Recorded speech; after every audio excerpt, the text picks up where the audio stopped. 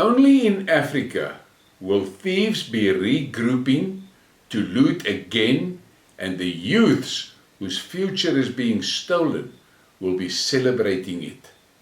Nobel Prize winner Professor Agwinde Ulawola Babutundi, Soyinka. 26th of August 2023. This news flash, I'm going to talk about China in Africa. There's a lot of propaganda pushed by the Western media about China, and most of the stuff is absolutely baseless. It forms part of the American aggression against China. And then there's this rumor that people like to, well, actually not a rumor, the story that people like to propagate that China is part of the New World Order, and the globalists and things like that. The reality is, you must just think for a moment. The Chinese government is focused on China and on growing the Chinese economy and lifting the people of China out of poverty. In the last 30 years, the Chinese government have lifted 800 million people out of poverty. And we have seen pictures of how their cities are being built and what they do, the infrastructure and the thousands and thousands of kilometers of railway, highways, roads that they build, and how they push development into the rural areas to help the farmers to produce better, and they are behind their farmers to increase their production, and they assist them with whatever. So that is a government that is focused on its people and on its country. And then you come and you make a stupid statement like Schwab can dictate anything to Xi Jinping. What the fuck is wrong with you? What gives you the idea that China will listen to that geriatric and do things to the Chinese population what that idiot wants? What gives you that idea? You must think about these things. And then there's the story that the Western press likes to run with, what is happening to the Uyghurs in China. And I have spoken about it in previous Skidmarks. And I've listened to a guy that lives in Shanghai. He's been living there for 14 years. He's an Italian that moved to China. And he is a freelance journalist. And one night I listened to him, and he went to the region of the Uyghurs to go and see for himself. And the stories that he told was absolutely enlightening, to say the least. So there's a lot of bullshit that we're being fed about China, but that is part of the American plan and propaganda and how they bully countries. Then there's the stories that they spread about China in Africa and how China handles infrastructure investment in Africa. The reality is, in certain countries, the Chinese, they are after some of the raw materials of that country. But there's no way for them to get the raw material to China because the road infrastructure is non-existent, there's no rails, the harbors are dilapidated. So the Chinese invests in roads and rails and harbors. And they do it, of course, so that they can get the raw materials out for themselves. But they make deals with these countries about the harbors. And I'm talking specifically about the harbors. The Chinese retains control over that harbor. And the fees and charges that are raised in the harbor in the normal shipping industry, those fees are worked off against the capital that was invested. And once that capital is paid back, the Chinese give control of the harbor back to the country. which makes sense. It makes a lot of sense for me, sitting in South Africa, knowing how these blacks handle businesses and industries in South Africa. That's the way you do it.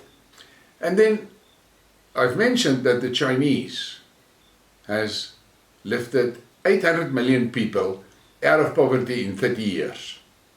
Now here in South Africa, the ANC managed to plunge millions of their citizens into poverty.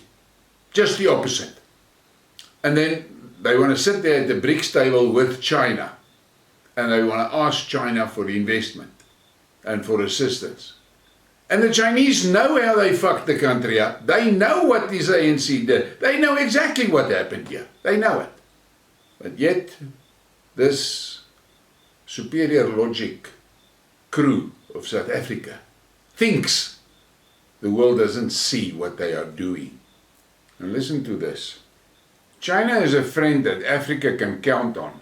China has provided a large amount of development assistance to Africa and helped build more than 6,000 kilometers of railway, 6,000 kilometers of highway, and 80 plus large power facilities on the continent.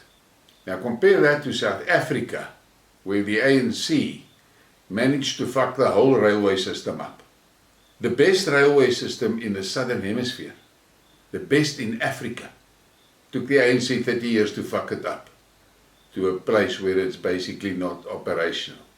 Same happened to the harbours. This is what the ANC did. But they want to sit there at the Brics table and think they've got weight. Those other guys sitting around that table know what they've done. And I did a Skidmark on which I was very pissed off about the Brics Bank giving money to Cyril.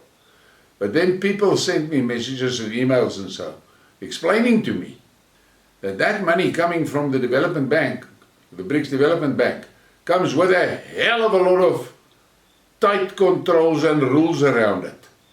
So, these sticky fingers, government officials, are going to land into shit if they start hanky-panky with that funds. And, I mean, you see something like, look at that, over 6,000 kilometers of railways built in Africa by the Chinese.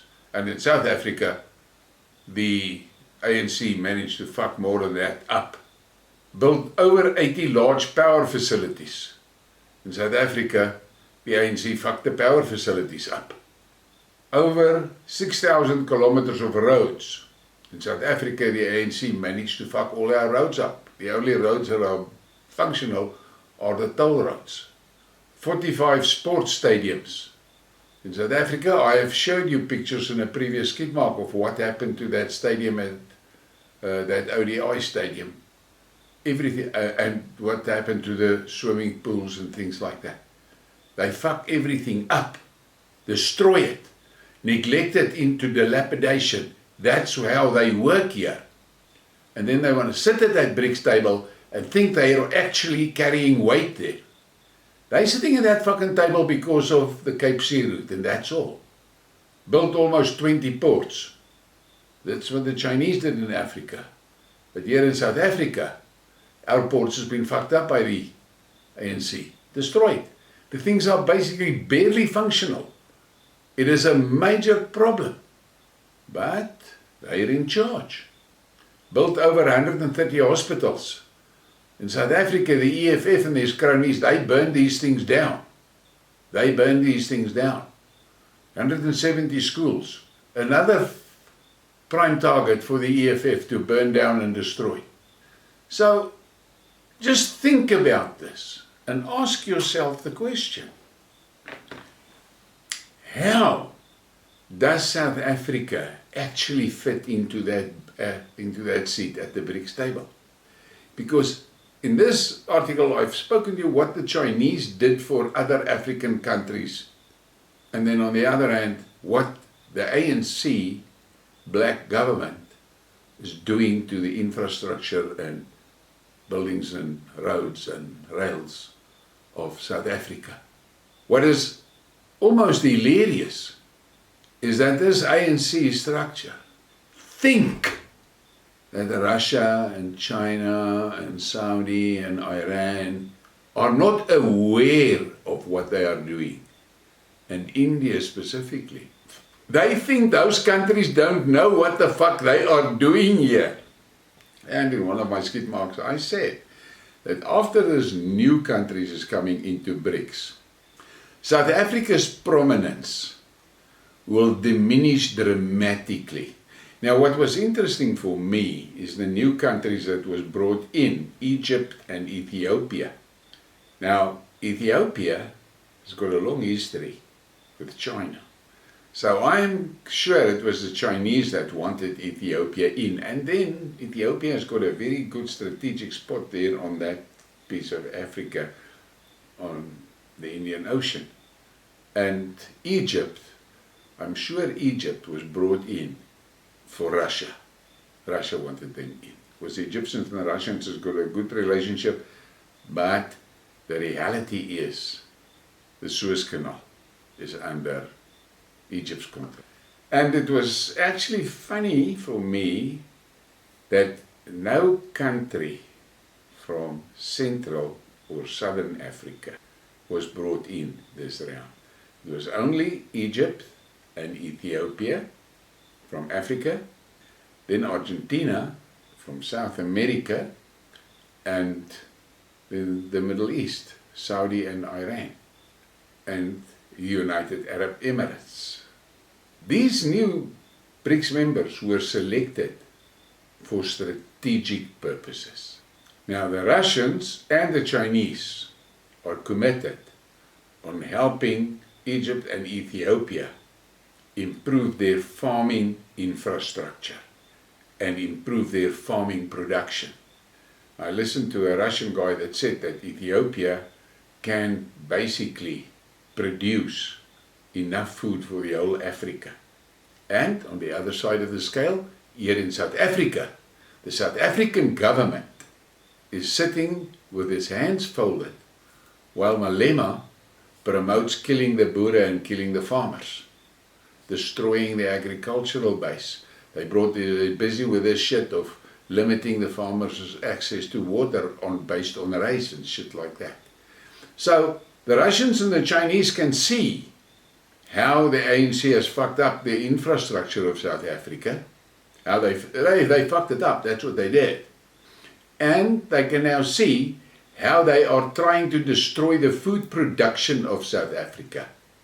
Now you must ask yourself, if Xi Jinping and Vladimir Putin sit next to a fire and they're talking and having a bottle of vodka between the two of them, what do they say to one another about South Africa? Ask yourself that question. What do they say to one another?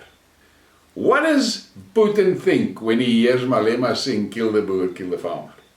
What does Xi Jinping think when he sees the images of the ripped out railroad pillaged and sold for scrap metal? If he sees how the industries are being destroyed on BEE. And it was actually for me interesting to hear that Chinese guy talk at Brics and say that the South African government need to look at their tender procedures and they better take a new look at BEE. Ask yourself, why did they say that? I don't think that the population of South Africa understands how precarious South Africa's position is. And the ANC thinks the rest of the world do not see how they are fucking the country up. Please give me a like and a subscribe and share the thing. But before I go, look at this. Let this sink in. Only in Africa will thieves be regrouping to loot again, and the youths whose future is being stolen will be celebrating it. Thank you for your support and have a great evening.